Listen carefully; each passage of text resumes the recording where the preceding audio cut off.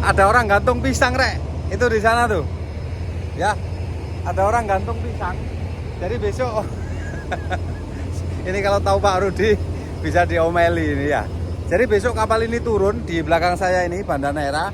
Saya akan coba tunjukkan persiapannya. Kemarin sudah saya buatkan videonya sih, tapi saya ulang lagi, saya buatkan video kali ini untuk saya tunjukkan di bawahnya itu persiapannya apa saja. Dan kemarin ada pertanyaan ini di video, kemarin saya udah ambil cuplikannya, saya nanti tunjukkan sebentar, kamu lihat ini. Lalu ada satu lagi pertanyaan menarik ini, saya tampilkan di sini ya nanti ya. Saya tampilkan di sini, tapi di sini saya bacakan. Jadi waktu itu saya ada buat video tentang draft survei, lalu ada Mas Jepri Pahlavi 9561, beliau berkomentar, mantap Pak, videonya sangat jelas dan membantu memahami tentang draft survei kapal. Izin bertanya dan mohon petunjuknya. Setiap timbangan baik itu jembatan timbang, jembatan berjalan ataupun draft survei pasti memiliki akurasi. Karena timbangan tidak ada yang namanya 100% benar gitu. Nah, yang saya tanyakan berapa akurasi dari perhitungan draft survei ini? Terima kasih banyak Pak. Nah, ini ya, kalian bisa baca sendiri. Nah, komentar tadi itu bertanya mengenai seberapa besar sih toleransi dari kegiatan draft survei itu. Kita akan bahas sedikit ya dengan sambil melihat-lihat itu di belakang itu. Nanti saya tunjukkan airbagnya seperti apa dan niopnya gimana.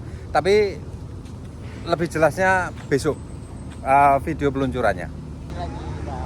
Nah ini ya. Jadi dia airbagnya ada. Mana pisangnya Ul? Udah dimakan duluan nih si Raul nih. Tuh pisangnya udah dimakan duluan tuh. Ya jadi kapal ini besok meluncur. Bismillah. Banda Neira. Ini Banda Neira ini nama daerah salah satu pekerja kita. Jadi kapal-kapal kami itu nama-nama tongkangnya diambil dari nama daerah. Ada Desa Lamongan, ada Desa Goni, ada Desa Kapur ya. Ada Banda Neira, ada Bakau Besar gitu. Jadi nama-nama daerah. Dan Banda Neira ini adalah daerah yang sangat cantik di daerah timur sana.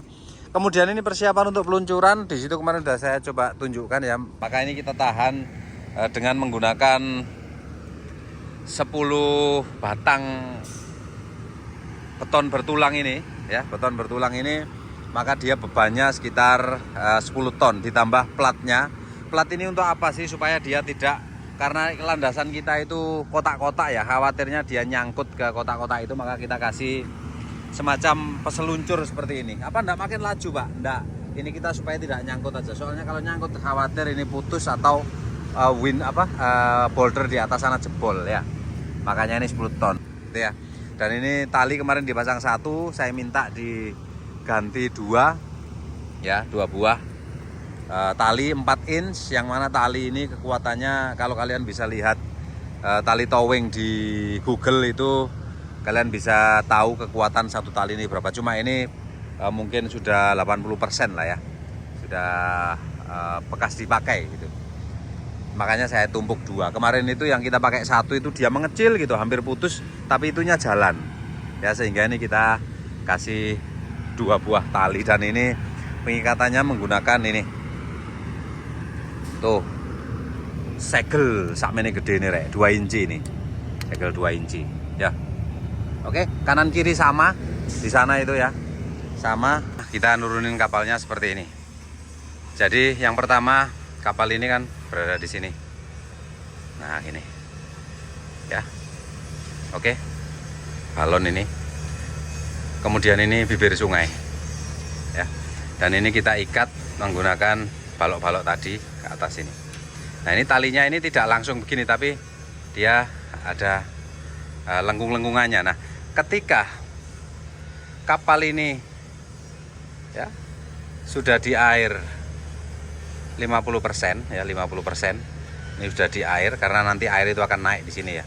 Sudah di air 50%, tali ini baru akan narik si balok di depan yang 10 biji tadi ya. Yang di atas, yang di depan sekali yang jumlahnya 150 tadi, nah itu hanya untuk nahan ketika kita ngambil tunggul-tunggul yang ada di bawah gitu ya.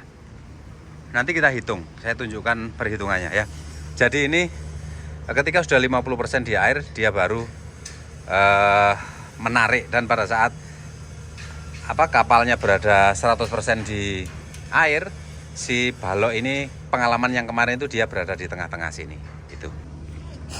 Dan ini airbag atau balon ya. Balon ini jumlahnya 12 dan dia sudah disusun. Nah, ini besok kita isi angin, kemudian dia akan terangkat. Lalu ini kita tarik. Ini sudah siapkan tali ya. Kita udah siapkan tali. Itu. Siapkan tali besok, jadi diusahakan tidak ada orang masuk ke dalam sana. Kita hanya perlu ya masuk sebentar ngambil kayu-kayu itu. Ya, karena di atasnya balok-balok ini ada kayu, maka kita perlu ambil kayunya, lalu ininya ditarik menggunakan forklift ya, seperti itu. Oke, sekarang kita bahas mengenai draft survey. Draft survey, berapa sih persentase atau toleransi dari draft survey itu gitu ya, atau keakuratannya berapa persen? Ini kamu lihat ini. Yang pertama, draft survey itu perlu kalian tahu bahwa draft survey adalah pembacaan draft. Jadi kita baca dia airnya tenggelam sampai mana, dan bisa kita ketahui displacement dari kapal ini berapa ton. Ya, misalnya kita baca 1 meter displacementnya 10 ton.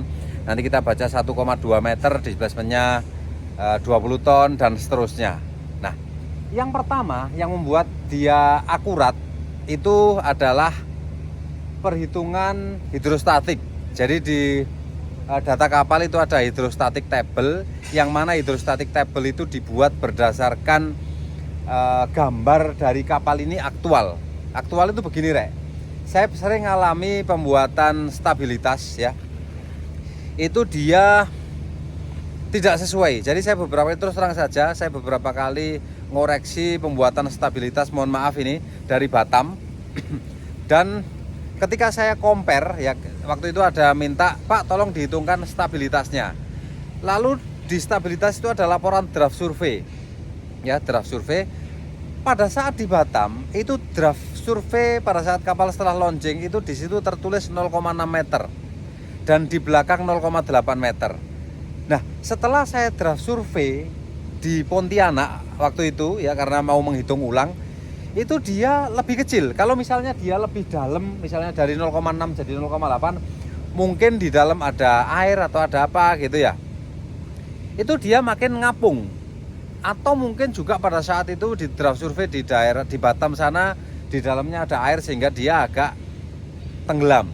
Nah, itu pengaruh. Jadi pada saat mau draft survei, pastikan kamu mengetahui tangki-tangki ini dalam kondisi apa. Dia dalam kondisi muatan kosong, atau ada isinya air berapa persen, atau ada barangnya apa di atas. Itu harus dipastikan betul-betul bahwa draft survei itu hanya untuk menghitung berat kapal ini atau berat kapal kosong ini ya, berat kapal kosong kapal ini gitu ya. Jadi kalau misalnya ada barang di atas, harus kita ketahui jumlahnya berapa, titik beratnya berapa, itu harus diketahui dengan pasti. Iya, Mas? Hah? Ya. Jadi pada saat kita draft survei itu hanya untuk menghitung berat kapal ini, tidak boleh ada benda-benda lain. Itu untuk menghitung draft survei pada saat kita menghitung ini ya, berat kapal kosong. Nah, yang pertama yaitu ini, posisi draft ini harus sesuai, benar-benar akurat. Itu yang pertama. Yang kedua, data hidrostatik kita harus kita dapat dari gambar aktual. Ya, sering saya temui terutama kapal-kapal yang susah ya, kargo, tugboat, itu hidrostatiknya itu tidak sesuai dengan kondisi aktual kapal itu gitu. Misalnya lengkungannya itu sangat berpengaruh sekali. Jadi sebaiknya hidrostatik yang kita buat itu tadi adalah dari gambar aktualnya. Ya, gambar aktual kapal ini, karena kita tidak bisa buat hidrostatik table dari body ini. Kita harus bikin modelnya, kemudian kita hitung hidrostatiknya sehingga akan ketemu nilai displacement per sentinya. Ya, per senti atau per 10 senti atau per 20 senti.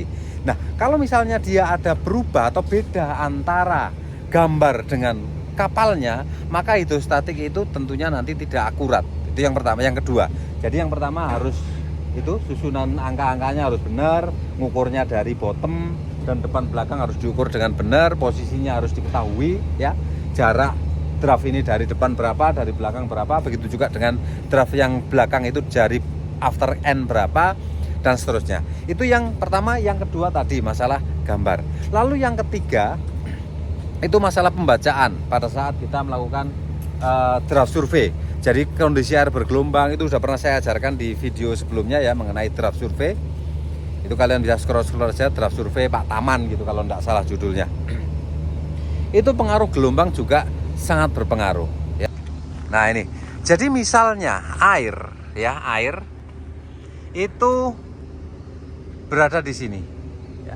Kemudian pada saat gelombang agak naik dia berada di sini. Jadi dia air itu akan naik ya 1 cm, setengah cm gitu. Itu kita bacanya tidak bisa seakurat